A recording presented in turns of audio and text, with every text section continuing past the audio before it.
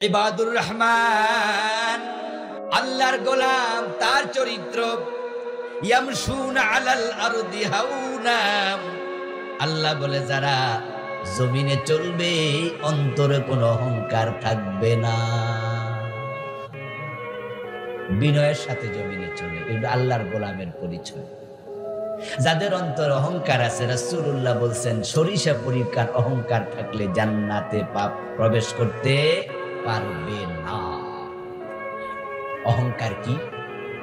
অহংকার হচ্ছে বাতারুল হক ওয়া গামতুন নাস, সত্য বুঝার পরেও অস্বীকার করা এবং মানুষকে হেয় করা, অন্যকে ছোট করা। তুই কি বুঝস, তুই কি জানস, আচ্ছা এটা কি মানুষ নেই, এমন কথা বলে না। এই সর সর সর, আমার গাড়ি লাগবি না, গাড়ি ময়লা হয়ে যাবে। কাজের মাইয়া ডাইনিং টেবিলে খাইতে বসছে, এই নাম নিচে নাম। আমার প্রিয় ভাইরা, কাজের মেয়েকে কাজের ছেলেকে একসাথে বসে নিয়ে খায় না, এমন লোক আছে না নাই? কাজের মাইয়াকে মাটিতে, তুই মাটিতে বসে খা। সে ঘরের সোফা মুছে রাখবে কিন্তু সোফায় বসতে পারবে না। সে ইলিশ মাছ কুটবে, কাটবে, ধুইবে, রান্না করবে কিন্তু ইলিশ মাছের টুকরা খাবে না, সে ঝোল খাবে। সে ডাইনিং টেবিল মুছে রাখবে, এখানে বসে খাবে না। গাড়ির ড্রাইভারের সাথে একসাথে বসে খায় না, আরে গাড়ি থেকে নামেও না। স্টার্ট বন্ধ করার পরে ড্রাইভার যাইয়া তারপরে দরজা দইরা টানে, তারপরে উনি জমিদারের মতো নামে। কথাবার্তার ভিতরে এমন ভাবসাব, মনে হয় পা জমিনেই পড়ে না। অহংকার আল্লাহর চাদর, যারা চাদর দিয়ে টান দেয় আল্লাহ তাদেরকে লাঞ্ছিত করে ছেড়ে দেয়। খুব সাবধান, বিনয়ানুবিনয়। হাসরের ময়দানে দুনিয়া যারা অহংকারী ছিল, অহংকারী মানুষগুলোকে আল্লাহ তাআলা পিপিলিকার মতো ছোট করে বানাবে, পিঁপড়ার মতো ছোট, চেহারা চিনা যাবে। ফেরেশতারা তাদেরকে, মানুষ যারা জাহান্নামে তাদেরকে পথ দেখাবে, পথ দিয়া চলো। আর অহংকারীদেরকে সে পথে রাখা হবে, জাহান্নামীরা পদতলে পিষ্ট করে তারপরে জাহান্নামে। আপনাকে বড় বলে বড় সে নয়, লোকে যাকে বড় বলে বড় সেই হয়। মানুষকে হেয় করবেন না, আল্লাহর কাছে আশ্রয় চাইবেন। অর্থ আসলে মানুষ অহংকারী হয়, যখন ক্ষমতা পায় মানুষ অহংকারী হয়, যখন লেখাপড়া বেশি জানে তখন মানুষ অহংকার করে তার ইলমের, তার জ্ঞানের। যারা সুন্দরী হয়, সুন্দরী নারীরা রূপের অহংকার করে। এই চারটা জিনিস মানুষকে অহংকারী বানায়। অর্থ যদি হয় অহংকারী হবেন না, খরচ করেন। আপনি ভাববেন যে যে আল্লাহ টাকা দিয়েছে কেড়ে নিতে 1 মিনিটও লাগবে না। আমাদের সাভারে রানা প্লাজা নামে একটা বিল্ডিং ভেঙে পড়ছিল, আপনাদের কি মনে আছে? শুনছেন? আমি 14 বছর সাভারে ছিলাম, ওখানে জমা পড়াতাম। এক মসজিদে, মাদ্রাসা আমার ঢাকাতেই ছিল, ওখান থেকে আসতাম যেতাম। ওই রানা প্লাজার মালিক রানাকে আমি ব্যক্তিগতভাবে চিনি। ওই এলাকার যিনি এমপি ছিলেন তার নাম ছিল মুরাদ জং তখন। পরে এনাম ভাই হলো, ডাক্তার এনাম, মন্ত্রীও ছিল। এখন আরেকজন হয়েছে, এখন তো পলাইয়ে গেছে। মুরাদ জংয়ের সাথে রানা ভাইয়ের সম্পর্ক ছিল ওতপ্রোত, একসাথে বসে চা খেতে, গল্প করত। ওই যে 8 তলা বিল্ডিংটা রানা প্লাজা ছিল, ওটা একমাত্র বিল্ডিং না, তার আরো অনেকগুলো বিল্ডিং ছিল। অনেক পয়সাওয়ালা মানুষ ছিলেন, সেটাতে গার্মেন্ট ছিল। আমার ভাইয়েরা, ওই বিল্ডিংটা ভেঙে পড়তে সময় লাগছে 30 সেকেন্ডের কম। একসাথে 8 তলা বিল্ডিং যখন বইয়ের পাতার মতো ভাস হয়ে গেল, শত শত মানুষ চাপা পড়ে মরে গেল। সরকার পরে তার বিরুদ্ধে মামলা দিল। আওয়ামী লীগ সরকারের আমলে মুরাদ জং তাকে বাঁচাতে পারে নাই, বরং মুরাদ জনের বন্ধু হিসাবে তার পরবর্তীতে এমপি নমিনেশনটা সরকার দেয় নাই। যে এত খারাপ লোকের বন্ধু হস কেন, যে এনাম ডাক্তার চিকিৎসা দিছে পরে তাকে এমপি বানাইছে। মাঝখান দিয়া রানা জেল খাটতে খাটতে শেষ, টাকা পয়সা শেষ, বিল্ডিং শেষ। যে বিল্ডিং গুলো আরো ছিল ওইগুলো পর্যন্ত এখন আর দখলে নাই। আল্লাহ 8 তলা 10 তলা অনেকগুলো বিল্ডিং এর মালিক রানাকে 30 সেকেন্ডে ফকির বানাই দিচ্ছে।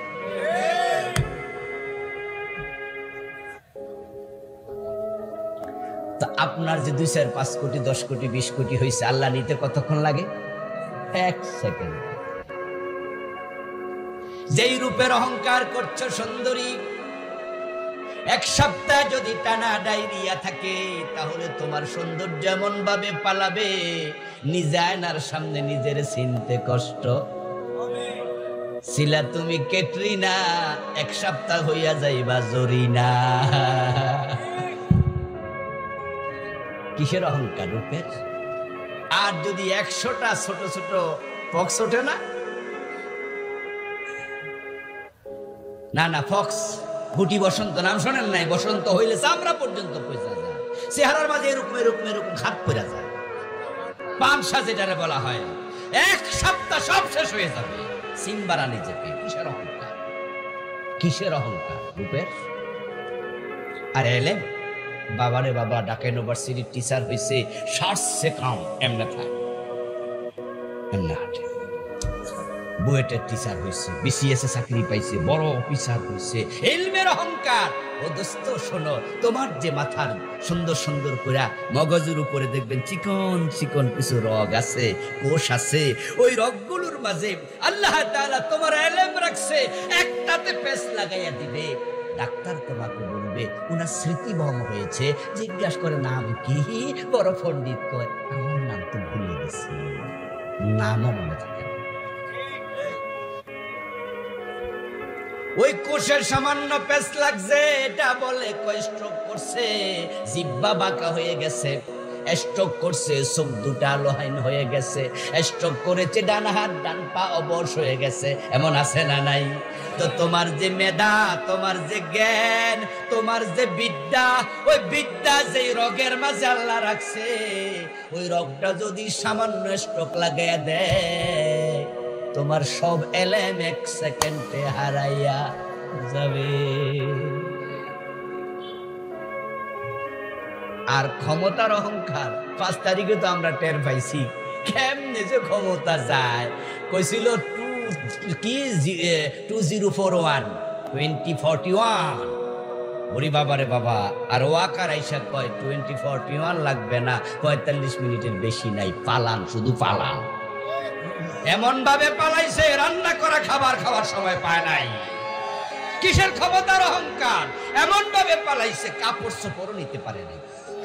পরে ফোলাফান যে আলমারি খুলে কাপড়টি দিয়েছে না মানুষের, ফেসবুকে দেখছেন না? এমন কাপড় নাম কোয়া যায় না।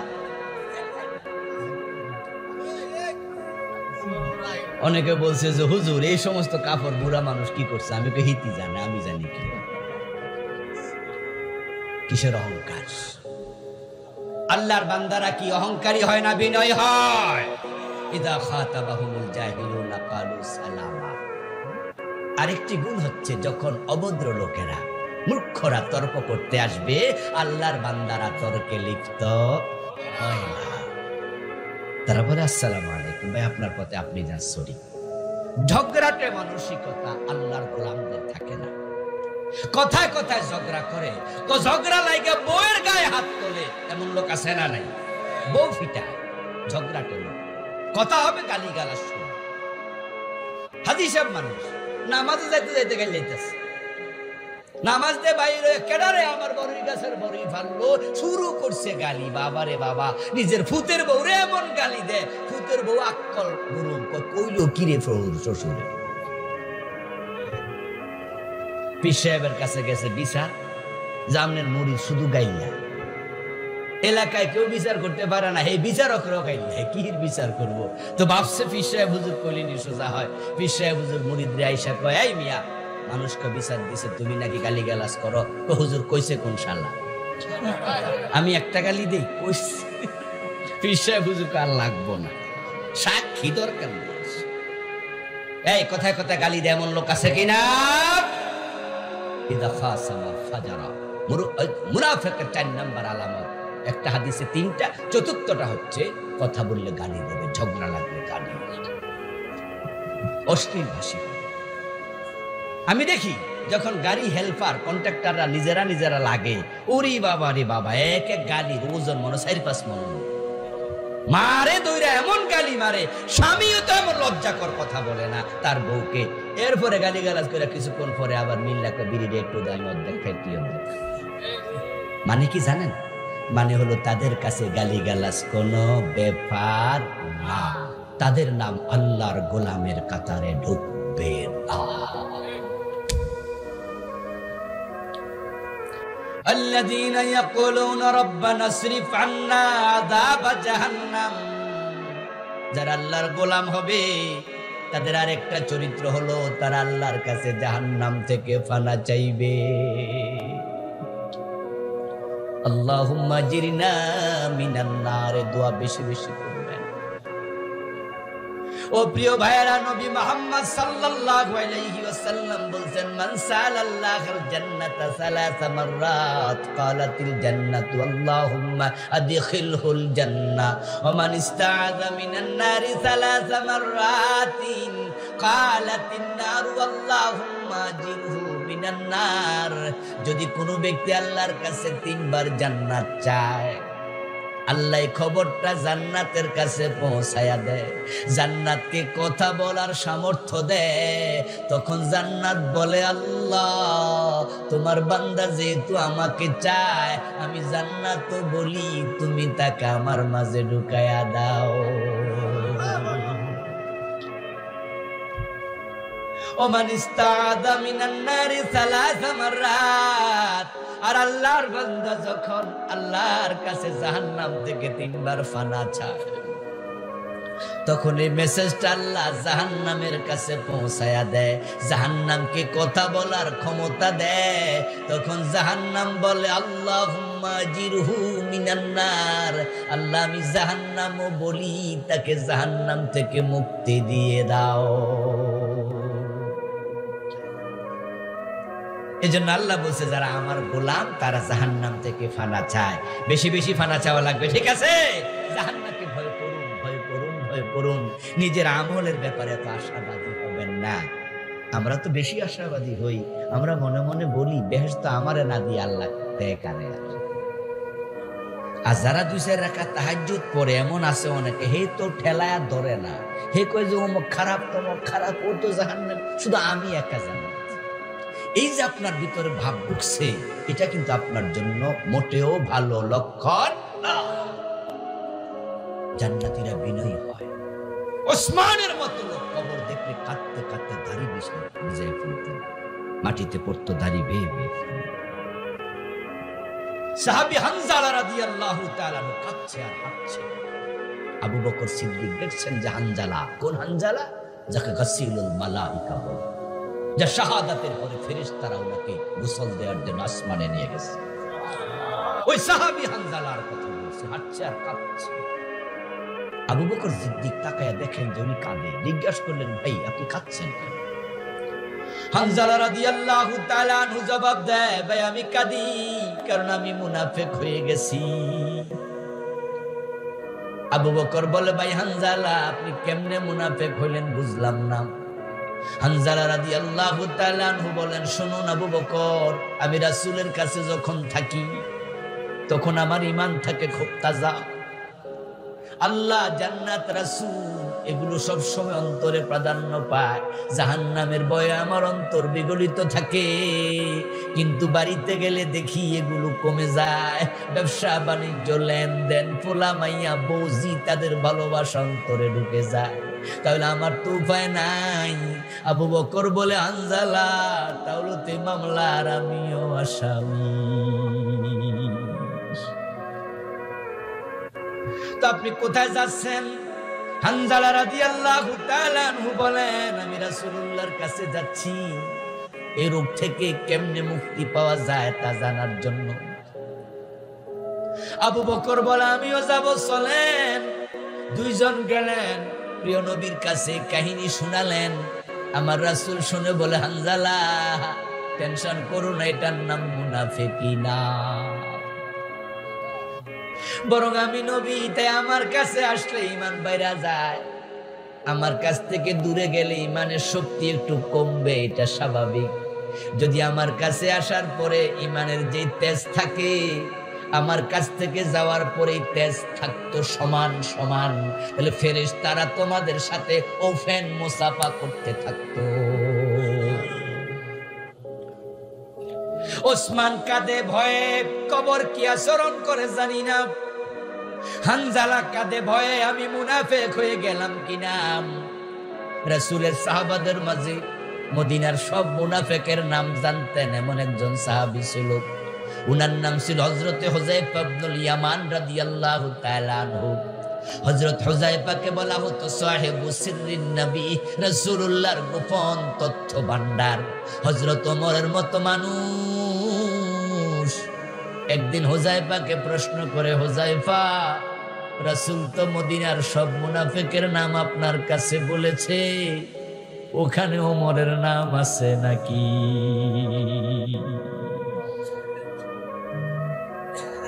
আর আমরা 2-4 রাকাত তাহাজ্জুদ পইরা কই বেহেশত আল্লাহ আমারে না দিয়া কারে। ভাব ধরেন না, জাহান্নাম থেকে বেশি বেশি ফানা চাওয়া দরকার, ঠিক কি না? আল্লাহ যদি আপনাকে ফেলে দেয় জাহান্নামে, কিচ্ছু করার নাই, কেউ প্রশ্ন করার অধিকারও নাই। এটা মুমিনের চরিত্র, ভালো মানুষের চরিত্র। আল্লাযীনা ইয়াবিতুন, আল্লাহ বলে যারা ভালো মুমিন তারা রাতের বেলায় লিরাব্বিহিম সুজদাও ওয়া কিয়ামা, তারা শুধু ঘুমায় রাত কাটায় না, তারা রুকু সিজদা করে, তারা নফল নামাজে রাত কাটায়। সুযোগ পাইলে আমরা দাঁড়াবো, নামাজে দাঁড়িয়ে যাব, বেশি বেশি তাসবিহ পড়ব। قال رسول الله صلى الله عليه وسلم طوبى لمن وجد في صحبته استغفارا كثيرا, তার জন্য আমি নবী সুসংবাদ দিলাম যার আমলনামার মাঝে আস্তাগফিরুল্লাহ বেশি পাওয়া যায়, তাসবিহ বেশি পাওয়া যায়। উযকুরুল্লাহ যিকরান কাসীরা, সুযোগ পাইলে জিকির করো, এটা মুমিনদের সবচেয়ে বড় আলামত। তারা সবসময় জিকিরে রত থাকে, সার্বক্ষণিক জিকির, গল্পগুজব কম, আড্ডা কম। আরে দুঃখজনক ঘটনা হলো কি, সকালবেলা পত্রিকা না পড়লে পেটের ভাত হজম হয় না, এমন শিক্ষিত মানুষ আমি বাংলাদেশে চিনি, জানি, দেখেছি। পত্রিকা 3-4টা রাখে, সকালবেলা দেখি ইত্তেফাক, ইনকেলাব, যুগান্তর, নয়া দিগন্ত, ওরে বাবার এইটা ফইরা রাইকা হিডা হিডা, মানে সব দুনিয়ার খবর লইয়া ব্যস্ত, অথচ বেটা কোরআন শরীফ পড়তে জানে না। যেটা ভরা ফরজ এটার খবর নাই, আর দুনিয়ার খবর লইয়া ব্যস্ত, নিজের আখিরাতের খবর নাই। কোরআন পড়ুন বেশি বেশি, বসে আছেন পড়ুন, জিকির করুন, আলহামদুলিল্লাহ, ইস্তিগফার, আস্তাগফিরুল্লাহ পড়ুন, দুরূদ শরীফ পড়ুন। একবার দুরূদ পড়বেন, সাথে সাথে 10টা রহমত নাযিল হয়ে যাবে, আমলনামা 10টা গুনাহ মুছে দেয়া হবে, আল্লাহর কাছে যে মর্তবা ছিল 10 গুণ বাড়িয়ে দেওয়া। প্রিয় ভাইয়েরা, খরচে মধ্যমপন্থী হবেন, অপচয় করবেন না। সম্পদের মালিক কে? মাশাআল্লাহ, জোরে বলেন কে? সম্পদ আপনি কামাইছেন, কথা সত্য, কিন্তু আপনি যে কামাইছেন, এই সম্পদ কামানোর ক্ষমতা আপনাকে কে দিয়েছে? আল্লাহ দিয়েছে। আল্লাহ তাআলা কোরআন মাজিদে বলতেছে, ওয়াল্লাযীনা ইযা আনফাকু লাম ইউসরিফু, তারা যারা আল্লাহর প্রকৃত গোলাম, অপচয় করবে না। ওয়ালা তুবাযযির তাবযীর, ইন্নাল মুবাযযিরিনা কানু ইখওয়ানাশ শায়াতিন, শয়তানের ভাই। হাশরের ময়দানে 5টি প্রশ্ন, জবাব না দিলে পা নাড়তে দেয়া হবে না। তার মাঝে একটা হলো আন মালিহি মিন আইনা ইকতাসাবাহু ওয়া ফীমা আনফাকাহু, টাকা কোথা থেকে কামাইছো, কোথায় কোথায় খরচ করছো, হিসাব নেই। বিয়ে শাদীতে ধনী মানুষরা খুব বেশি অপচয় করে, বিয়ে শাদীতে এত বেশি অপচয় করে যে অর্ধেক খায় অর্ধেক ফেলাই দেয়। এবং যারা আমরা একটু আধুনিক আধুনিক ভাব ধরি, তারা কিন্তু খাইলে প্লেট মুছে খায় না, আঙ্গুল চুষে খায় না, বরং মনে করে যে যদি প্লেট মুছে খায়, আঙ্গুল চুষি, অন্যরা দেখলে তো মনে করবো বেটা অভাবে আছে, 3 দিন মনে খায় না। এই জন্য প্লেটে কিছু রাখিয়া দিব, বুঝাই দিব যে মিয়া এরকম কত মুরগির ঠ্যাং আমার ঘরে পইরা থাকে, আমি খাই না, বুঝা মুজা আমি পয়সাওয়ালা। ও দোস্ত, তুমি কি একটা ভাত বানাইতে পারবা? এটা মুরগির ডিম বানাইতে পারবা? যেটা ফালাইলে এটা বানাইছে কে? তো আল্লাহর সৃষ্টির প্রতি অবজ্ঞা কেন? এই রিজিক তো আল্লাহর নিয়ামত। ফিলিস্তিনের দিকে তাকান, মাঝে মাঝে কিছু ভিডিও আসে, দেখি তাকাইয়া যে পানি খাবে, পানি নাই, পানি ড্রামে করে পানি খাওয়াইছিল, এখন ড্রামটা কাইট করে রাখছে, আর পোলাপান যায় সেখানে হাত দিয়া মাখতেছে একটু পানি পায় কিনা, জিহ্বা লাগাচ্ছে। কত পানির অপচয়, কত খাবারের অপচয়।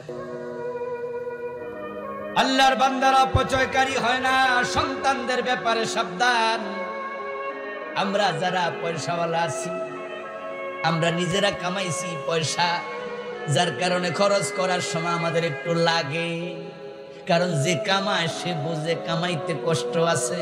কিন্তু আমাদের পোলাপান জন্মের পরে দেখছে বাবা কোটিপতি, বাবার পাজারো জিপ আছে, ওই পোলা তো সোনার চামচ মুখে নিয়ে দুনিয়া আসছে, তাই সে চাইলে টাকা দেবেন না, কারণ সে কামায় নাই, খরচ করতে কষ্ট নাই। তাই ধনী মানুষের সন্তানরা অপচয়কারী হয় বেশি। রাসূলুল্লাহ সাল্লাল্লাহু আলাইহি ওয়াসাল্লাম বলেন, ওয়াম্মা মান সাকুলাত মাওয়াজিনুহু ফাহুয়া ফি ঈশাতির রাদিয়া وَأَمَّا مَنْ خَفَّتْ مَوَازِينُهُ فَأُمُّهُ هَاوِيَةٌ। আল্লাহর এই আয়াতের ব্যাখ্যায় রাসূল বলেন, ওজন করার সময় ওই উকুনের ডিম পরিমাণ সওয়াব কম, তাই লোকটা জাহান্নামী হয়ে যাবে।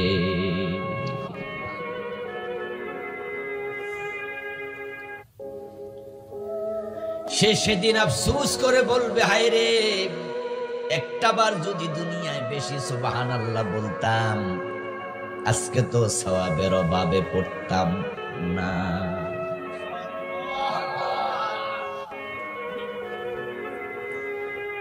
ও প্রিয় ভাইরা, উকুনের ডিম পরিমাণ কত ছোট সওয়াব, এটার অভাবেও জাহান্নামী হবে। রাসূলুল্লাহর হাদিস আমি এই বইতে লিখছি। প্রিয় নবীজি বলছেন, সুবহানাল্লাহি ওয়াল হামদুলিল্লাহি তামলাউল মিজান ওয়া তামলাউ মা বাইনাস সামাই ওয়াল আরদ। অথচ কেউ একবার সুবহানাল্লাহ পড়লে, আলহামদুলিল্লাহ পড়লে উকুনের ডিম নয়, বরং আকাশ এবং জমিনের মাঝখানে যে খালি জায়গা আছে, আল্লাহ ওই পরিমাণ সওয়াব আমলনামায় দিয়ে দেয়। এগুলো নগদ সওয়াব। আজকের আলোচনা শুনে মাহফিলে কোনো বেনামাজি সিদ্ধান্ত নিল কাল থেকে আর নামাজ কাজা করব না, সে যদি নামাজ পড়ে সওয়াব পাবে, না পড়লে পাবে না, এটা বাকি। আজকের ওয়াজ শুনে একজন বেরোজগারি সিদ্ধান্ত নিল আগামী বছর রোজা আর ভাঙবো না, রোজা রাখলে সওয়াব পাবে, না রাখলে পাবে না, এটা বাকি। কিন্তু সুবহানাল্লাহ আলহামদুলিল্লাহ এখানে বললে সওয়াবটা নগদ হয়ে যায়। মুসা আলাইহিস সালাম আল্লাহকে বলে, হিয়া আসায়া, ও আল্লাহ আমার হাতে এটা লাঠি। এরপরে আবার বলছে, আতাওয়াক্কাউ আলাইহা, এই লাঠির উপর আমি ভর দেই। পাহাড়ে যখন উঠছিলাম ভর দিয়া দিয়া উঠছি। ওয়াহুশু বিহা আলা গানামি, আমি যে ছাগল টাগল চড়াই। প্রিয় নবীজি বলছেন, এমন কোন নবী নাই যে নবীকে আল্লাহ ছাগল তাকে দিয়া ছাগল চড়ান নাই। এটা নবীদের ট্রেনিং। সেনাবাহিনীতে ভর্তি হলে ট্রেনিং আসেনি? হ্যাঁ হু কর না, আসেনি? পুলিশে ভর্তি হলে ট্রেনিং আসেনি? নবীদের জীবনে ট্রেনিং ছাগল চড়াই আল্লাহ প্রথম ট্রেনিং দিয়েছে সব নবীদের। মা মিন নাবিয়্যিন ইল্লা রাআল গানামা। প্রিয় নবী সাল্লাল্লাহু আলাইহি সাল্লাম বলে, এমন একজন নবীও নাই যে নবী ছাগল চড়ায় নাই। এই ট্রেনিং আল্লাহ দিছে, কারণ ছাগল চড়ানোর চেয়ে উম্মত চড়ানো কঠিন। মানুষ চড়ানো খুব কঠিন, ছাগল চড়ানো কিন্তু কম কঠিন না। কারণ ছোটকালে আমিও ছাগল চড়াইছি, আপনারা চড়াইছেন না? গ্রামের মানুষ তো চড়াইছে। এখন তো মাঠে ঘাটে এগুলো কমে গেছে, এখনকার পোলাপান ছাগল চড়ায়।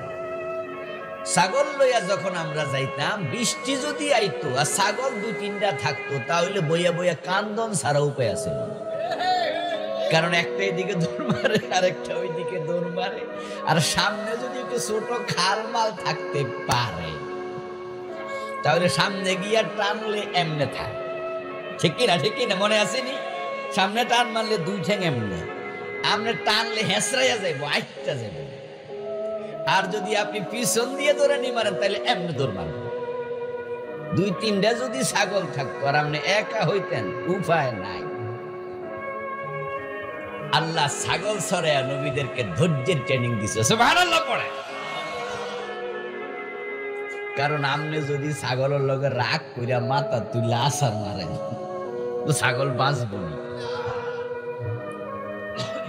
আমার প্রিয় ভাই নবী মুসাও ছাগল চড়িয়েছেন, তাই তিনি বলেন ওয়াহুশু বিহা আলা গানামি, এই লাঠি দিয়ে আমি ছাগল তাড়াই। আর ছাগলের যখন প্রয়োজন হয় ওলিয়া ফিহা মারিব উখরা, আমি গাছ থেকে কিছু পাতা টাতা পাইরা ছাগল রে খাওয়াই। এই লাঠি দিয়ে আরো কত কাজ। মুসা নবী এগুলো বলতেছে। মুসা নবী আল্লাহরে কয় নাই আল্লাহ আপনি এটা জিজ্ঞাসা করেন কেন?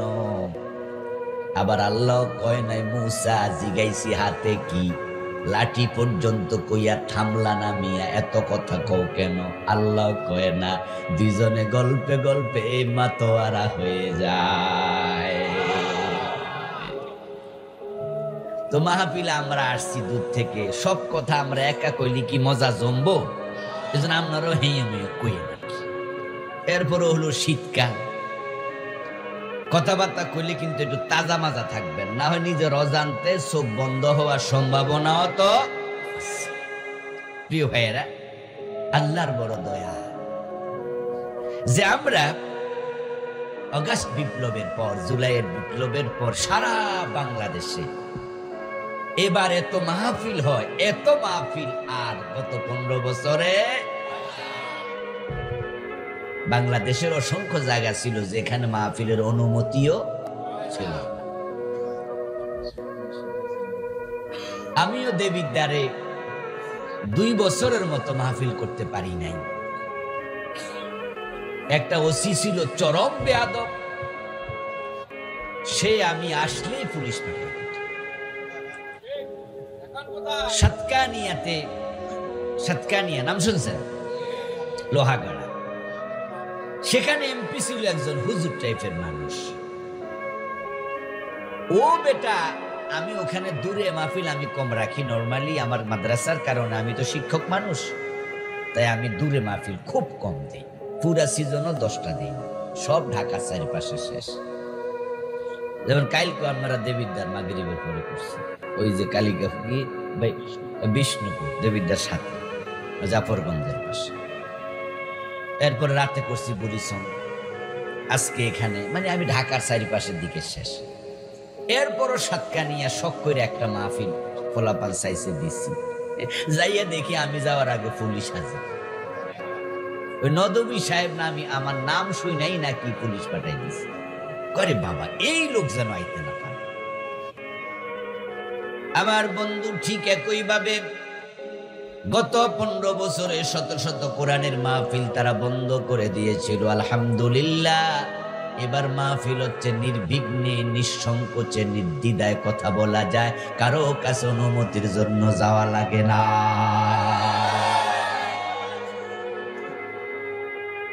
যে আল্লাহ তাআলা আমাদেরকে অবারিত ভাবে, উন্মুক্ত ভাবে কোরআনের কথাই ময়দানে বলার সুযোগ করে দিলেন। এখন আর মাহফিলে কথা বলার সময় আমরা ডাইনে বামে চাওয়া লাগে না। আগে তো চাইতাম নেতা নিয়ে আবার কিছু কয়, ঠিক নেতারা বই থাকতো না আগে। বইয়া বইয়া নেতারা শুধু শুনতো, দেই কিছু কয়নি। মাহফিল চলাকালে মাইক কাইরা নিয়ে গেছে নেতা, এমন ঘটনা আছে না নাই? বক্তার সম্মুখ থেকে লাথি মাইরা মাইক ফালাই দিচ্ছে। একটা মাহফিলে দেখলাম লাথি মাইরা ফালাই দিচ্ছে, পুলিশ পাঠাইয়া দিছে। এক বক্তাকে দেখলাম তিনি মুনাজাত করবেন বলতেছেন, ঠিক আছে ওয়াজ আর করবো না, এখানে এসে দোয়াটা করি। কই দোয়াও লাগবো না মিয়া, মাইক কাইরা নিয়ে গেছে পুলিশে। কত রকমের জুলুম এই 15 বছর তারা করলো। আলহামদুলিল্লাহ এখন আমরা কারো চেহারার দিকে তাকাইয়া কথা বলি না, কোরআনে যা আছে সব বলতেছি। বলার সুযোগ দিয়েছেন কে?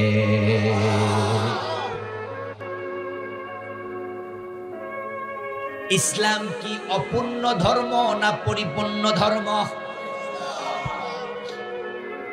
আপনারা মাঝে মাঝে অনেকে বলেন, হুজুর আপনারা সব কোন ঠিক আছে, কিন্তু ওয়াজের মাঝে রাজনীতি করেন কেন? এই জাতীয় প্রশ্ন আমাদের কোন ভাই করে যে হুজুর রাজনীতির ওয়াজটা না করলে তো আর ধাক্কা ধাক্কি হইতো না। আপনারা গত সরকারকে বিরোধিতা করছেন, তো আপনারাও এমন খোঁচা মারেন নেতাদের গায়ে যাইয়া লাগে, এজন্যই তো নেতারা বাধা দেয়। এগুলো না কইলে তো পারেন। আমরা তার জবাবে আপনাদের কাছে বিনয়ের সাথে বলতে চাই, আপনারা বলুন তো নবী মুহাম্মাদের জীবনে রাজনীতি আছে না নাই? রাসূল সাল্লাল্লাহু আলাইহি ওয়াসাল্লাম তো 10 বছর মদিনার প্রেসিডেন্ট ছিলেন। আবু বকর ওমর রাজনীতি করছেন কিনা? হযরত ওমর তো অর্ধ পৃথিবীর প্রেসিডেন্ট ছিলেন। এবার আপনারাই বলুন তো, রাসূলের নামাজের কথা যদি বলি, রাসূলের রোজার কথা যদি বলি, রাসূলের জীবনের রাজনীতির কথাগুলো আপনাদেরকে শিখানো দরকার আছে না না?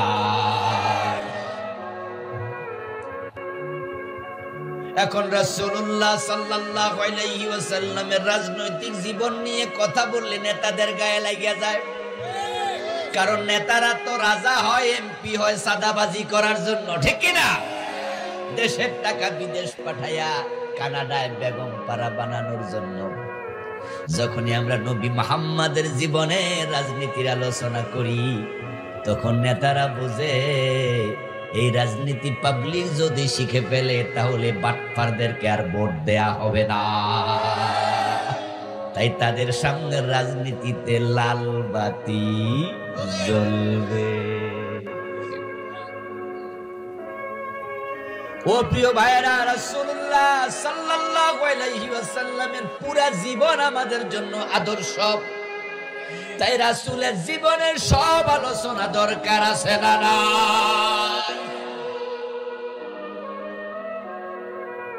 যে আল্লাহ তাআলা আমাদেরকে এত মহান সুযোগ দিলেন, আসুন আজকের এই মাহফিলে যিনি আসার বসার সুযোগ দিলেন, সুস্থতা দিলেন, এই কনকনে শীতের মাঝে আমরা দৌড়াই আসলাম, আসার মতো মন দিয়েছেন কে? তাই শুরুতে তাকে একটু কৃতজ্ঞতা জানাই, ধন্যবাদ জানাই। সবাই মিলে একবার জোরে জোরে কালিমাতু শুকর পড়ি, আলহামদুলিল্লাহ। প্রিয় দিনী ভাইয়েরা, আমি আপনাদের সম্মুখে পবিত্র কোরআন মাজিদ থেকে সূরাতুল ফুরকানের 3টি আয়াতে কারিমা তেলাওয়াত করেছি, 63, 64 এবং 65। প্রিয় নবীজির ছোট ছোট দুখানা হাদিসে নববী পাঠ করেছি। যদি আপনাদের শোনার আগ্রহ থাকে, সময় দেন আমাকে, তাহলে কিছু কথা বলবো ইনশাআল্লাহ। শুনবেন তো? আল্লাহ তাআলা সূরাল ফুরকানে মুমিনদের কিছু গুণাবলী, যারা আল্লাহর গোলাম, তাদের কিছু নৈতিক চরিত্রের আলোচনা করছে। যে চরিত্রগুলো যদি থাকে তাদেরকে আল্লাহ জান্নাত দিয়ে দেবেন। জান্নাতি গোলামের কি কি বৈশিষ্ট্য থাকা উচিত, সূরাল ফুরকানে আল্লাহ সে বিষয়ে বলেছেন। সূরাটার নাম ও চমৎকার, আল ফুরকান। এক কোরআন মাজিদের অপর নাম ফুরকান। কোরআনের অনেকগুলো নাম, এটার নাম তিবিয়ান, এটার নাম জিকির, এটার নাম মাউইজা, এটার নাম ফুরকান। কোরআনের অসংখ্য নাম, তার মাঝে একটা হলো ফুরকান। ফুরকান শব্দের অর্থ হলো আল ফারিকু বাইনাল হাক্কি ওয়াল বাতিল, এমন জ্ঞান, এমন ইলম, এমন বস্তু যা সত্য এবং মিথ্যার মাঝে পার্থক্য করে দেয়। যাহা হক সিনায়, বাতিল সিনায়, কোনটা ঠিক কোনটা বেঠিক এটা সেনার মতো বিষয়বস্তু, এটা সেনার মতো অভিজ্ঞতা, যোগ্যতা, ইলম, এটাকে বলে ফুরকান। এই ফুরকান হলো আল্লাহর বড় নিয়ামত।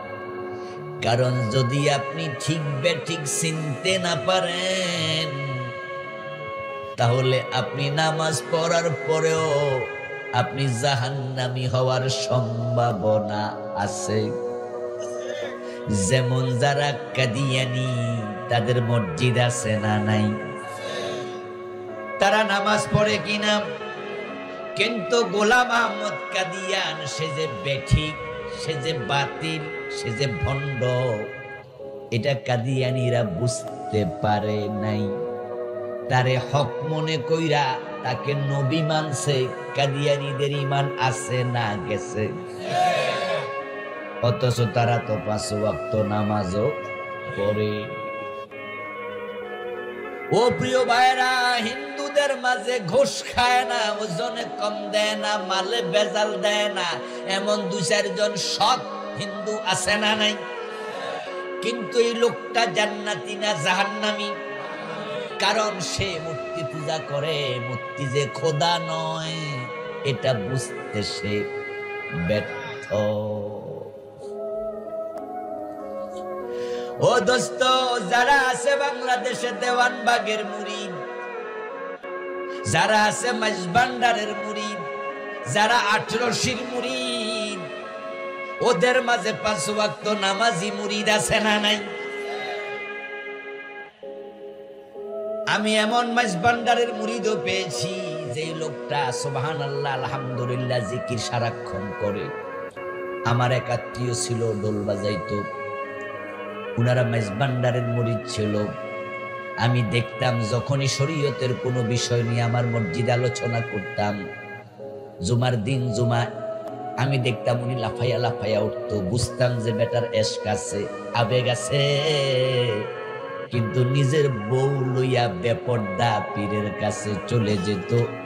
এবং একজন ছোট পীর ছিল মাইজভান্ডারের খলিফা। উনার বাড়িতে আসলে আমার 2 চোখ সাক্ষী, উনি উনার ছেলে মেয়ে বউ সবাইরে লইয়া তার পায়ে সেজদা দিত।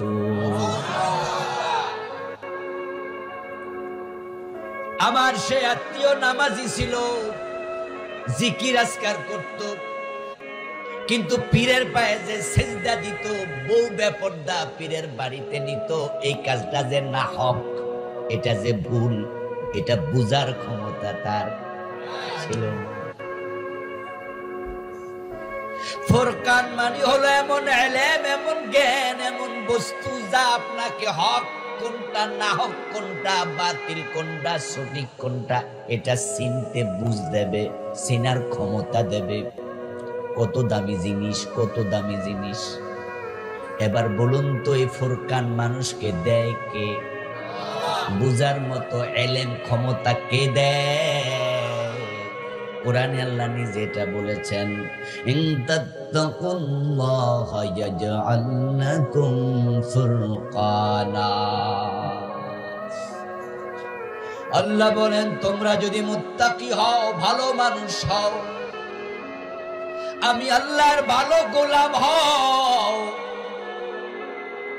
যেই চাকর ভালো চাকরি করে, যে খাদেম ভালো খেদমত করে, যে বউ তার স্বামীর কথা শুনে চলে, যে সন্তান মা বাবার আনুগত্য করে, এ ভালো সন্তান, ভালো বউ, ভালো চাকর, ভালো খাদেম তার মনিবের কাছে, বাবার কাছে, তার স্বামীর কাছে প্রিয়জন হয়।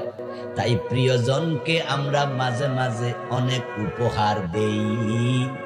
আমার আল্লাহ যারা তার প্রিয় বান্দা, তাদেরকে ফুরকান উপহার দেয়। সূরা আল ফুরকান। আপনি হক বুঝতে পারবেন। বড় দামি জিনিস রে ভাই, হক বড় দামি জিনিস। আমি আমার বাংলাদেশে এমন অনেক আলেমকে চিনি, যেই আলেম আমাদের কুমিল্লার সন্তান, নাম বলবো না, সরসিনার মতো মাদ্রাসার শাইখুল হাদিস ছিলেন, ফকিহ ছিলেন।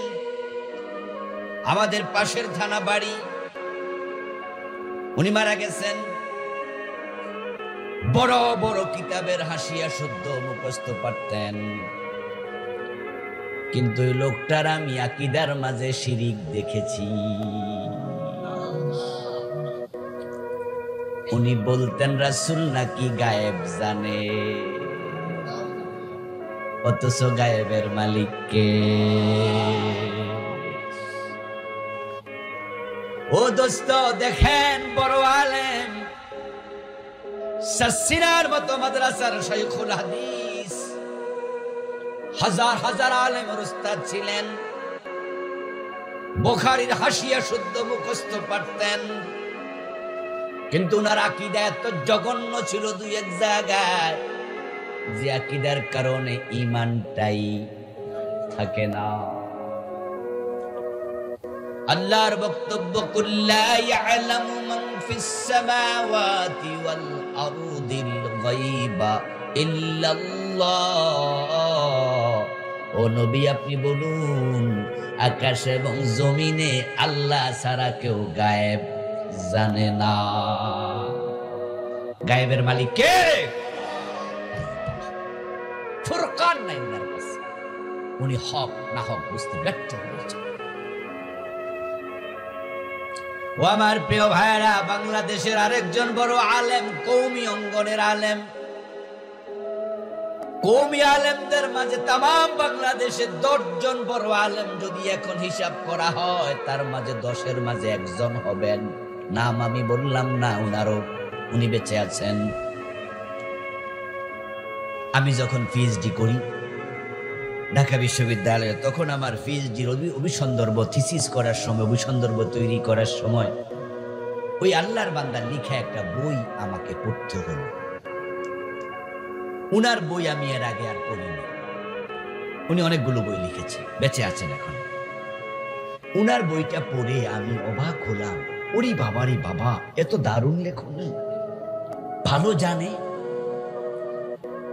এবং বাংলাদেশে যত বড় বড় কওমি আলেমরা বর্তমানেও বেঁচে আছেন, তারাও উনার এলেমের ব্যাপারে কেউ দ্বিমত করে না, বলে অনেক বড় হাস্তি, অনেক বড় আলেম।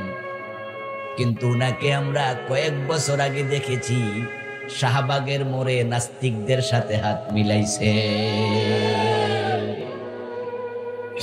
আশা করি আর নাম বলা লাগবে না।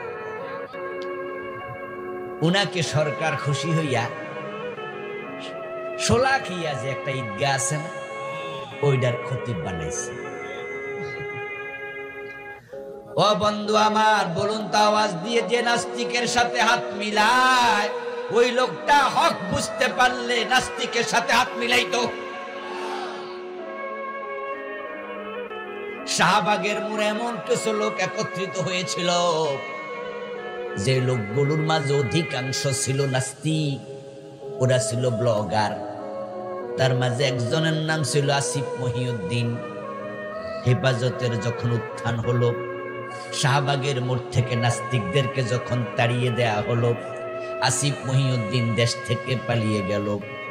তার ব্লগের মাঝে লেখা আসলো পত্রিকায়, গুগলে।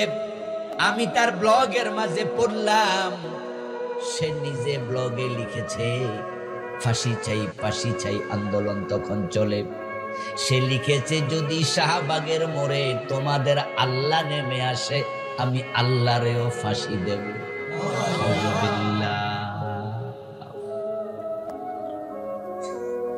ও দোস্ত, শাহবাগের মোড়ে যারা ব্লগার ছিল, তাদের মাঝে একটার নাম ছিল থাবা বাবা ওরফে রাজীব। বাড়ি ছিল কাপাসিয়া। কে বা কারা তাকে হত্যা করেছে আমরা জানি না। ওই থাবা বাবা রাজীবের ব্লগের মাঝে আমি পড়লাম, সে আমার নবীকে নিয়ে এমন কটূক্তি করছে, যে শব্দগুলো আমি নবীর উম্মত আপনাদেরকে শোনাতেও পারবো না, এত নোংরা শব্দ।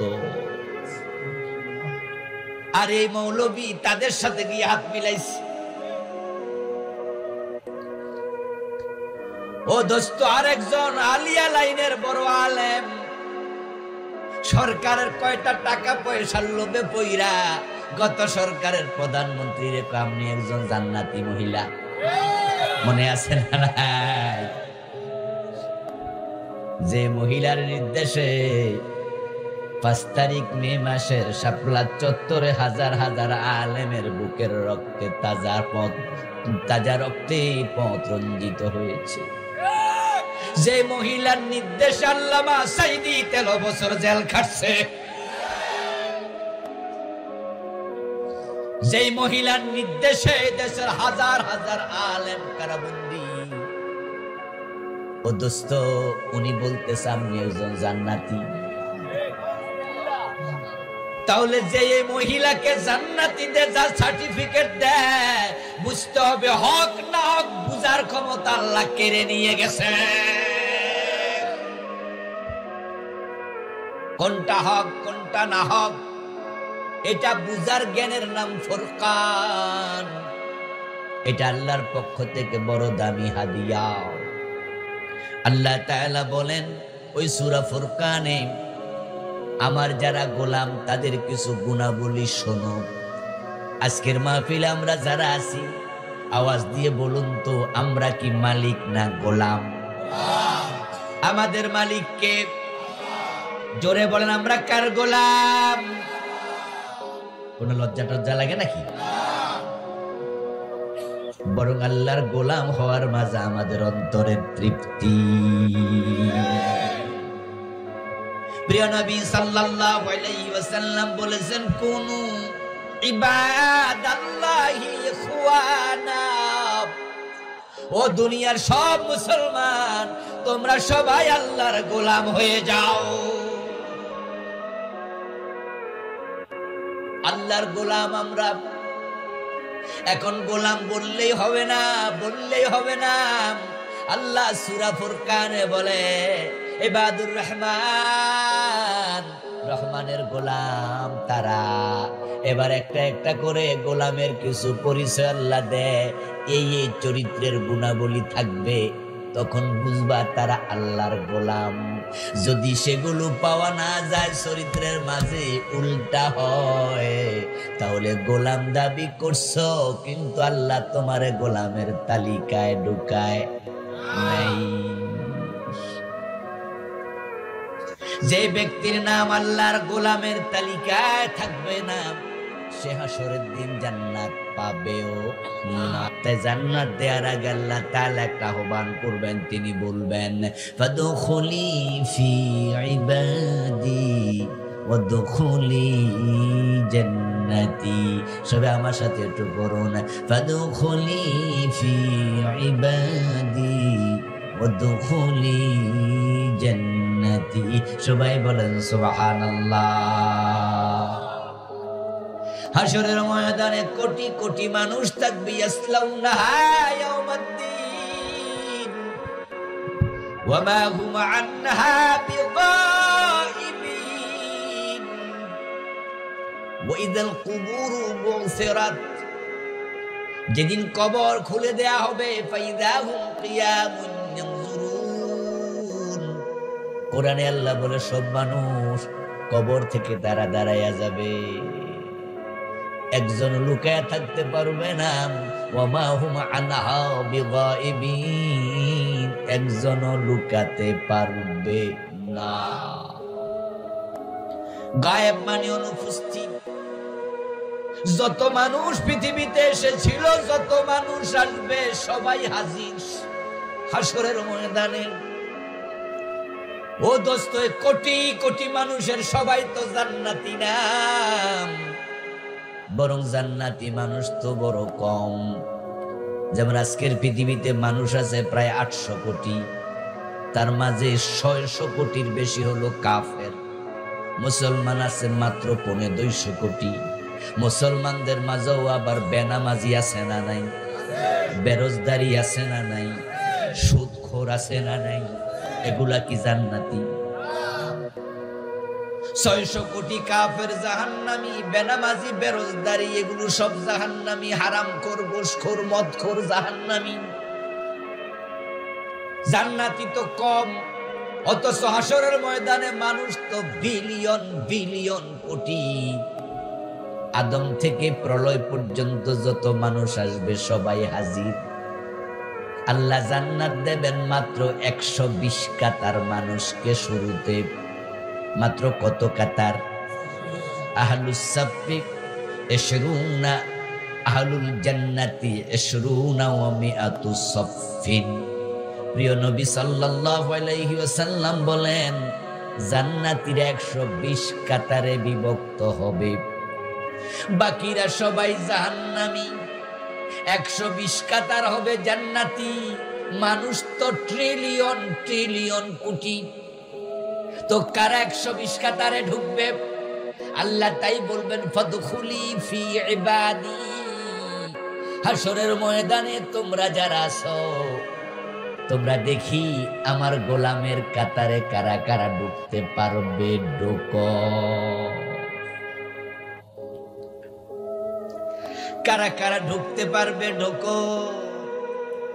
এবার সেদিন 120 কাতার মানুষ আল্লাহর গোলামের কাতারে দাঁড়াবে। যখন তারা সবাই ওই কাতার গুলোতে ঢুকবে, আল্লাহ এবার বলবেন, ওয়াদখুলি জান্নাতি, তোমরা আমার জান্নাতে ঢুকে যাও। আর বাকিরা ঢুকতেও পারে নাই, জান্নাত পাবে না।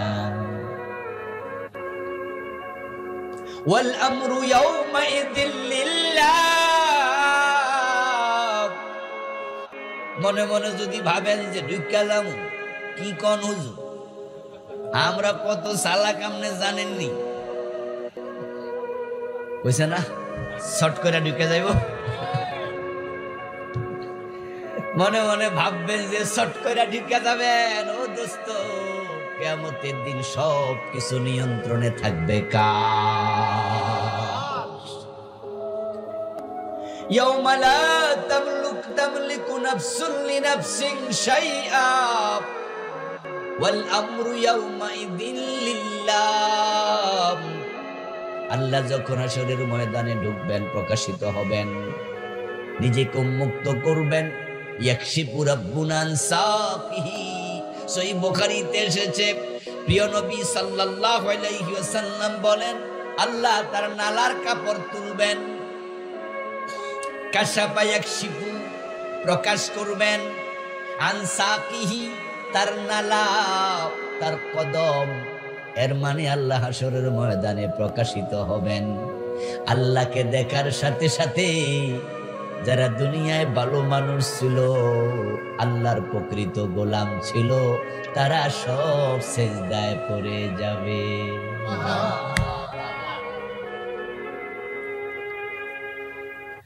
যত আল্লাহর প্রিয় বান্দা বান্দি সবাই সিজদায় পড়ে যাবে। তাদেরকে সিজদায় যাইতে দেখা যারা 2 নাম্বার আছে, হেরা কইব আমরা একটু সিজদা দেই। হেরা চাইব যে হেরা যদি আল্লাহরে সিজদা দেয়, আমরা দিব না কেন? জুমার নামাজ পড়ে, ওয়াক্তিয়া নামাজ পড়ে না, জোহর পড়ে, আসর পড়ে না, মাগরিব পড়ে, এশা পড়ে না, শীতের কারণে ফজর না পড়া ঘুমায়া থাকে, এমন কিছু লোক আছে না নাই? এরাও কিন্তু মাসে সাজে তো পড়ে। তাই সেদিন ভাববে, আমি তো আল্লাহরে কতই সিজদা দিছি, আজকে দেব না কেন?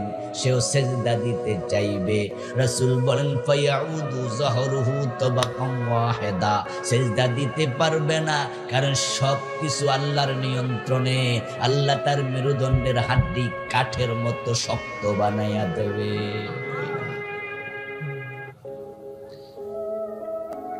হাসরের ময়দানে কোটি কোটি ফেরেশতা থাকবে। আপনারা যারা আল্লাহর গোলামে চরিত্র অর্জন করেননি, আপনি ঢুকতে পারবেন না, ফেরেশতা বাইরে এসে যাবেন। এখন আল্লাহর গোলামের কাতারে দাঁড়াতে চাইলে, জান্নাতে যেতে চাইলে গোলামের চরিত্র দরকার আছে না নাই? গোলামের এক নাম্বার চরিত্র হবে আল্লাহর বান্দা যারা হবে কাদ আফলাহাল মুমিনুন, গোলামরাই সফল, গোলামরাই জান্নাতি। আর জান্নাতে যাওয়ার জন্য সূরা মুমিনুনে আল্লাহ বলছেন এক নাম্বার শর্ত হলো তার ঈমান থাকতেই হবে। ঈমানের ব্যাপারে নো কম্প্রোমাইজ, কোনো কম্প্রোমাইজ করবেন না। ঈমানটাকে যত্ন করে লালন করেন। এই দেশের মানুষের ঈমান সবচেয়ে কম, সবচেয়ে দুর্বল, এবং শয়তান অতি সহজে যেটা নেয় সেটা হলো ঈমান। এই দেশের লোকেরা ঈমান বোঝে না। এর মানে কি? মানে হলো কোন কারণে ঈমান ভাঙ্গে সেটা জানে না, তাই ফতে ঘাটে তাদের ঈমান ভেঙ্গে যায়। মসজিদে গিয়ে আল্লাহরে সেজদা দিছে, দরবারে যাইয়া ফিরের পায়ে দিছে, ঈমান আছে না গেছে? বুঝেই না এটা যে ঈমান যায়।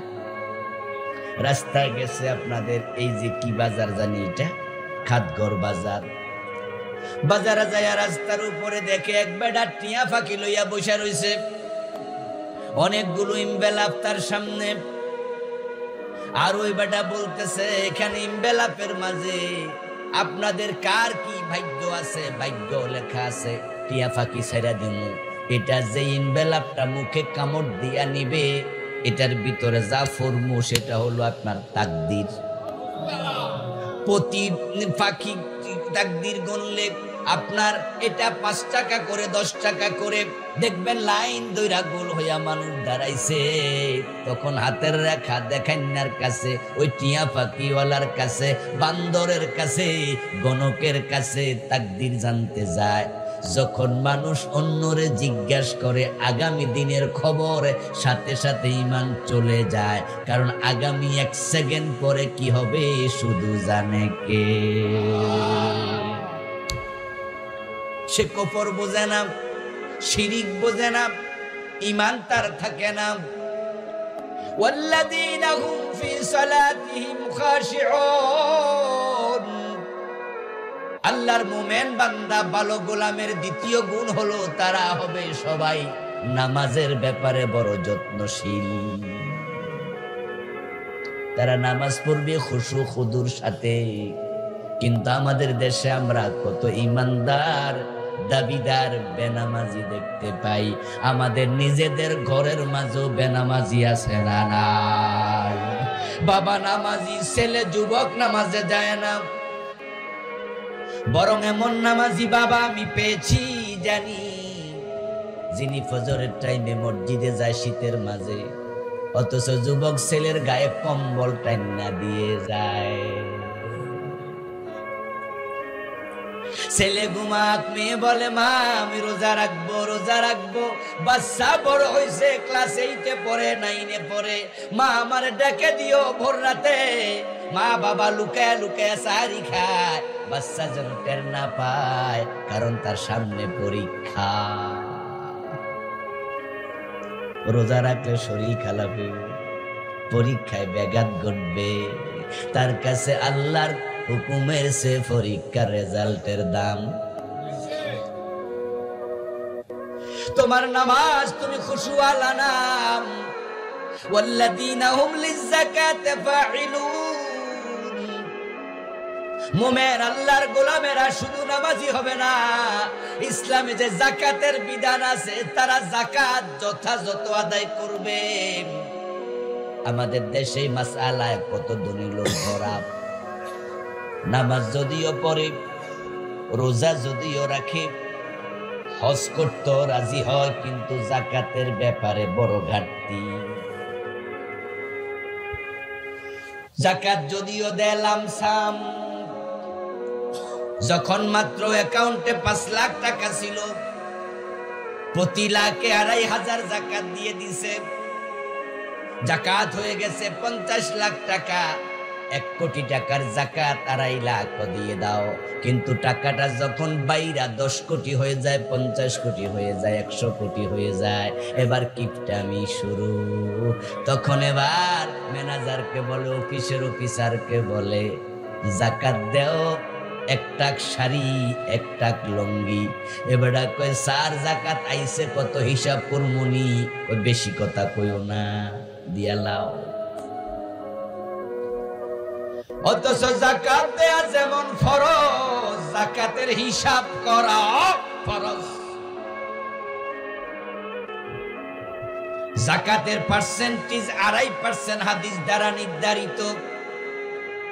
যদি আপনি পার্সেন্টেজ নির্ধারণ না করে, হিসাব না করে জাকাত দেন, তাহলে সাদাকা হবে, জাকাত হবে না।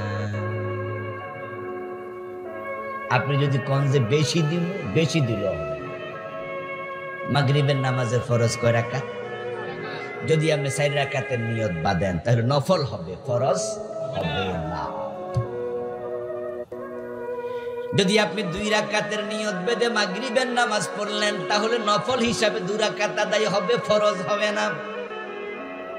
কারণ মাগরিবের নামাজ ফরজ এবং 3 রাকাত ফরজ। জাকাত দেয়া ফরজ, এটা হিসাব করা ফরজ। যারা আল্লাহর গোলাম হবে, আল্লাহর বান্দা হবে, আল্লাহর গোলামেরা, ওয়াল্লাযীনা হুম লিআমানাতিহিম ওয়া আহদিহিম রাউন। আল্লাহ বলে শোনো, তারা আমানতের রক্ষাকারী হবে এবং তারা যখন কারো সাথে ওয়াদা দেয়, ওয়াদা খেলাপ করবে না। নিজের মাঝে খোঁজেন, আমানত দিলে খবর কি? ও দোস্ত, আমরা মনে করি শুধু টাকা বুঝি আমানত। না দোস্ত, যদি কেউ আপনার কাছে কোনো কথা বলে, বলার পরে বলে ভাই কথাটা কারো কাছে বলবেন না, এটাও আমানত। কিন্তু আমাদের অবস্থা হয়েছে, যেটা মানা করে এটা আরো। বিশেষ করে মা বোনেরা, কথা ফেডের মাঝে নাকি হজম হয় না, গুটগুট গুটগুট করে। তাই যদি আপনি চান কোন কথা তাড়াতাড়ি এলাকায় প্রচার হোক, তাহলে যে সমস্ত মহিলারা ভিক্ষা করতে আসে, তাদেরকে একটু সাইল বাড়াইয়া দিবেন, দিয়ে একটা কথা শুনাইয়া কইয়া দিবেন, অমুকের মাইডা কারো কাছে কইও না। যদি আপনি চান যে তাড়াতাড়ি হয়ে যাক প্রচার, তাহলে এর মানা করে দিন। ও দোস্ত, তাহলে এই লোকেরা কি করে? এই গোপন কথাটাই আরেকজনের কাছে যায়, কয় শুনছেননি গো, শুনছেননি কি হইছে, কমক এই হইছে, তবে কারো কাছে।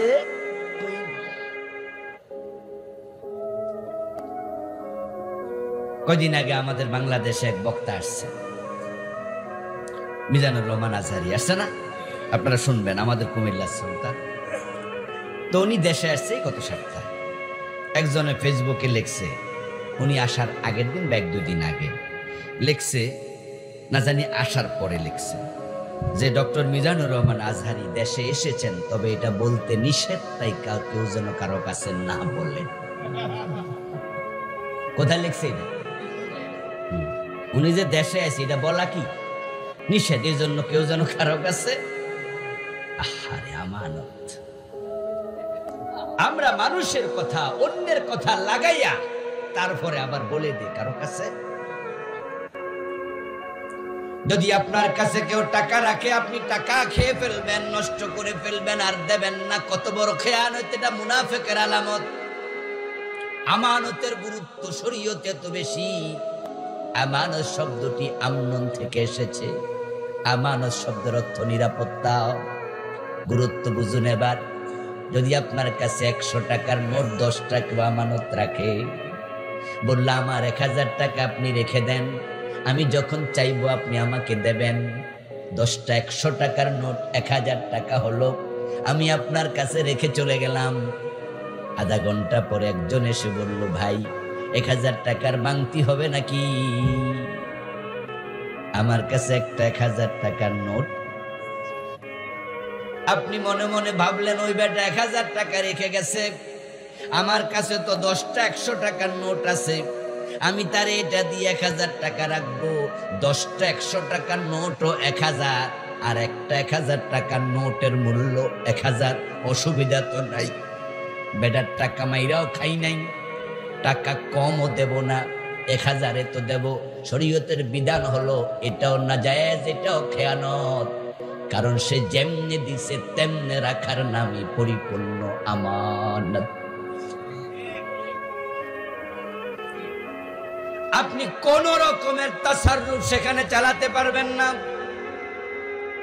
আর আপনি যখন কারো কাছে কথার অঙ্গীকার করবেন, চুক্তি করবেন, আল্লাহ তাআলা সূরাল মুমিনুনের শুরুতে মুমিনদের 7টা বৈশিষ্ট্য বলছে, যারা মুমিন তারাই তো আল্লাহর গোলাম, ঠিক কি না?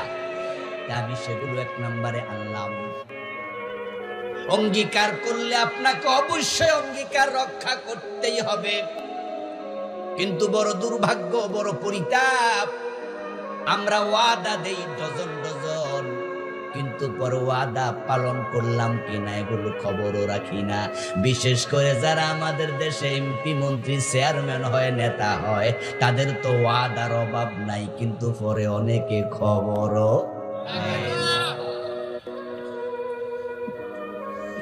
আপনি যার সাথে যা ওয়াদা দেবেন আপনি সে বিষয়ে হবেন সিরিয়াস। ওয়াল্লাযীনা হুম লিফুরুজিহিম হাফিজুন, লজ্জাস্থানের ব্যাপারে সাবধান। এটা আল্লাহ ওয়ালা বান্দা, আল্লাহর গোলামদের পরিচয়। তারা জেনা ব্যভিচার করবে না। আল্লাহর কাছে আমরা মাপ চাই, ক্ষমা চাই, আল্লাহ হেফাজত করো বলে না আমি।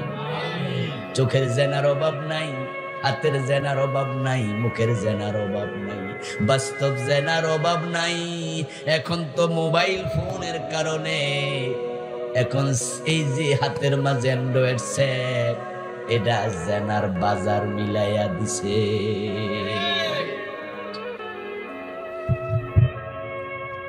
রাসূলুল্লাহ সাল্লাল্লাহু আলাইহি ওয়াসাল্লাম বলেছেন, মাইয়াদমান লি মা বাইনা লাহিয়াইহি ওয়া মা বাইনা রিজলাইহি আদমান লাহুল জান্নাহ। তুমি তোমার 2 চোয়ালের মধ্যবর্তী স্থান এবং 2 রানের মধ্যবর্তী স্থান আমি নবীর কাছে জিম্মা দাও, আমি তোমার জান্নাতের জিম্মাদার হয়ে যাব।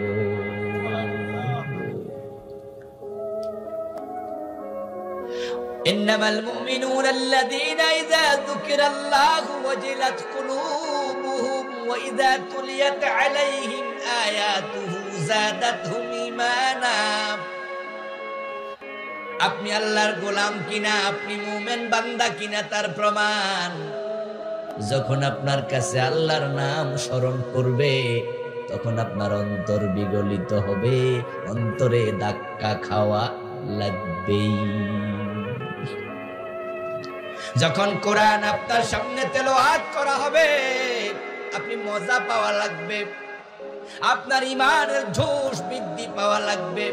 কোরআনের তেলাওয়াত শুনে আপনার মন ভরে যাবে, তখন বুঝবেন আপনার নাম আল্লাহর গোলামের কাতারে। কোরআন শুনলে ভালো লাগে না, আজান পছন্দ করে না, এমন লোকও আছে না নাই? চট্টগ্রামে মাহফিল করার জন্য একবার যাচ্ছিলাম কক্সবাজার, চট্টগ্রামের মাঝখান দিয়ে। ওখানে এক ব্যক্তি বিল্ডিং, আমাকে আমার এক পরিচিত বললো, ভাই ওই যে বিল্ডিং ওয়ালা। আমি কই হ্যাঁ। এই পাশে মসজিদ দেখছেন? দেখছি। কই মসজিদ নিয়ে ওর সাথে ঝগড়া। কিসের ঝগড়া? ওই মাইক মসজিদের সাইড কোনা সাইডটা তার বাড়ি পড়ছে এই পাশে, তাই সে কোর্টে এই মসজিদওয়ালাদের বিরুদ্ধে ইয়ে করছে যে ওদের আজানের জ্বালায় ফজরে ঘুমাইতে পারে। যখন মসজিদ কমিটির বিরুদ্ধে কোর্টে যায় মামলা দিছে, জানাজানি হওয়ার পরে এলাকার মানুষ আইয়া ওর বাড়ি ভাঙতে লাগছে। আমি তখন বললাম, ইন্না লিল্লাহি ওয়া ইন্না, মুসলমানের সন্তান? হ্যাঁ মুসলমানের। একজন কবি ছিল, নাম আব্দুল মান্নান সৈয়দ, না না সৈয়দ শামসুল হক, সৈয়দ, যেটুকু আমার মনে পড়ে। ওনার লেখা একটি কবিতা প্রথম আলো ম্যাগাজিনে ছাপাইছে। কবিতাটা ছিল গদ্য ছন্দের। তিনি কাককে লক্ষ্য করে বলে, কাক এত কাকা করিস, মুয়াজ্জিন যখন আজান দেয় তখন করতে পারিস না? যেন মুয়াজ্জিনের আজানের আওয়াজ আমার কানে না আসে। শামসুর রহমান নয়, আমি যে নাম বললাম সৈয়দ শামসুল হক, সম্ভবত শামসুর রহমান বাজে লোক, এটাও আরেকটা জগৎ। আচ্ছা এবার দেখেন কবি কায়কবাদের নাম শুনেছেন? কেহই শোনালো মোরে আজানের ধ্বনি, মর্মে মর্মে সেই সুর বাজিল কি সুমধুর, আকুল হইল প্রাণ ছিল থমনি। চিন্তার ভিন্নতা দেখেন, চিন্তার ভিন্নতা দেখেন। যে আজানের সুমধুর সুর আমাকে কে শোনালো, যা শোনার পরে আমার ধমনী নাচছে, আকুল হয়ে যা আমার প্রাণ, চাঞ্চল্য তৈরি হয় দেহের মাঝে। কোরআন শোনার পরে মজা লাগে, রাস্তা দিয়ে যাচ্ছে গাড়িতে চড়ে, কানে আওয়াজ আসছে যে এখানে একটা মাহফিল, কিন্তু ব্যস্ততার কারণে মাহফিলে যোগ দিতে পারে না। গাড়ির গ্লাসটা নামাই দিয়া ড্রাইভারকে বলে, ড্রাইভার একটু আস্তে চালাও তো, দেখি হুজুরে কি ওয়াজ করে। শোনার জন্য 1 মিনিট 1.5 মিনিট একটু গাড়ি আস্তে চালায়। যদি একটু দাঁড়াইতে পারতাম। আবার কিছু লোক আছে মাহফিলের পাশ দিয়ে যাওয়ার সময় সমালোচনা করতে করতে যায়, বলে মাহফিল করে লাভ কি? আমার প্রিয় ভাইয়েরা, মাহফিল করে যে কি লাভ এটা আমি আপনাদের বলে বুঝাইয়া শেষ করতে পারবো না। কারণ যদি গত 15 বছরে কোরআনের মাহফিল গুলো না থাকতো, গত সরকার মানুষকে বেঈমান বানায় আসতো। তারা বাংলাদেশের মানুষকে ইসলাম থেকে সরানোর জন্য এমন কোন কাজ নাই যাহা করে না। ইন্ডিয়া থেকে তারা ওদেশের যৌথ প্রযোজনার ছবি পর্যন্ত বাংলাদেশে আমদানি।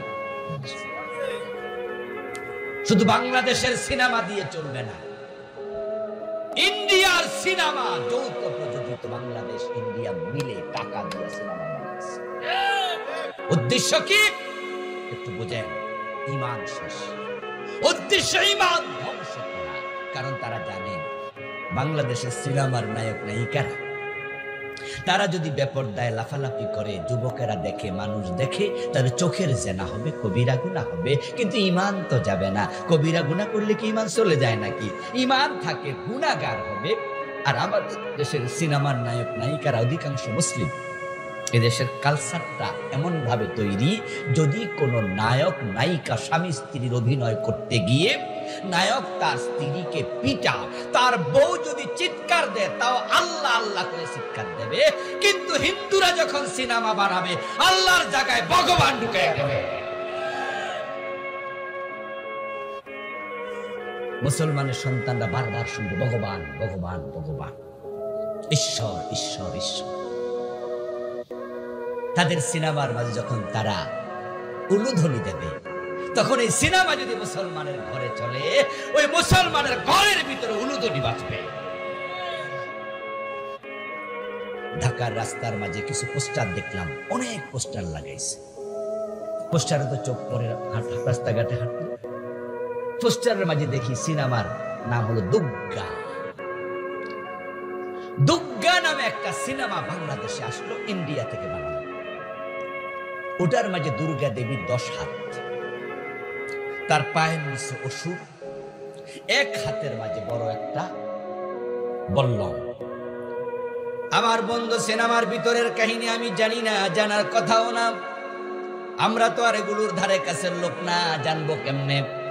কিন্তু আমার মন যেটা বলেছে সেটা হলো এই সিনেমাতে 10 হাত দিয়া দুর্গা দেবীর অনেক কারিশমা আছে, এটা প্রকাশ করা হয়েছে। যেহেতু সিনেমার নাম দুর্গা দেবীর নামে, আর দুর্গা দেবীর 10টা হাত আছে, ওই সিনেমার মাঝে বোঝানো হয়েছে এক এক হাতে এক এক কারিশমা, এক এক ক্ষমতা। এবং এই দুর্গা দেবী অসুর বধ করে, অন্যায়ের বিরুদ্ধে তার শাবল ব্যবহার করে, বল্লম ব্যবহার করে। এখন আমাদের যদি ক্লাস 10-এ পড়া, 6-এ পড়া, 7-এ পড়া পোলাপানগুলো ওই দুর্গা নামক সিনেমা দেখে, আর তার মনের মাঝে চিন্তা তৈরি হয়, হ্যাঁ দুর্গা দেবীর এক এক হাতে এক এক ক্ষমতা আছে, ঈমান থাকবে না, চলে যাবে।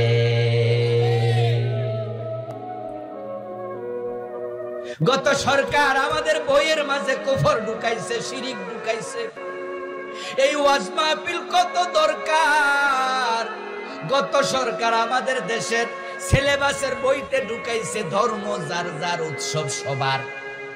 এই স্লোগানটা আজ থেকে 20 বছর আগে ছিল না। হিন্দুদের দুর্গা পূজা আসলে এই স্লোগান টেলিভিশনের চ্যানেলে শতবার লেখা ওঠে, অথচ আল্লাহর স্লোগান হলো লাকুম দীনুকুম ওয়ালিয়া দীন। তোমার ধর্ম তোমার, আমার ধর্ম আমার, দুইটা এক না, আলাদা। তাহলে স্লোগান হবে ধর্ম যার উৎসব তার, ঠিক কিনা?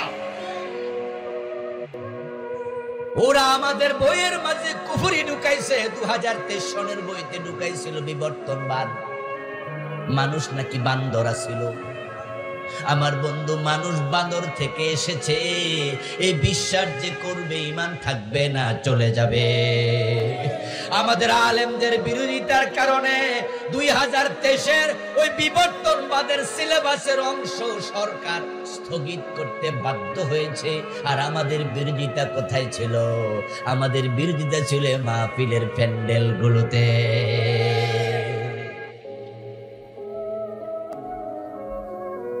আমাদের এই মাহফিলগুলোর কারণে এদেশের মুসলমানরা আলহামদুলিল্লাহ গত 15 বছর এক একটা মাহফিল এক একটা মাদ্রাসার ভূমিকা রেখেছে। আজান শুনে বিরক্ত হয়, মাহফিল ওয়াজ শুনে বিরক্ত হয়। আবার একদল লোক আল্লাহর কথা শোনার জন্য তারা মাহফিলে দৌড়ায় আসে, রাতের বেলায় বসে থাকে, একা একা লাখ টাকা খরচ করে মাহফিল করেছে, এমনও আছে না নাই?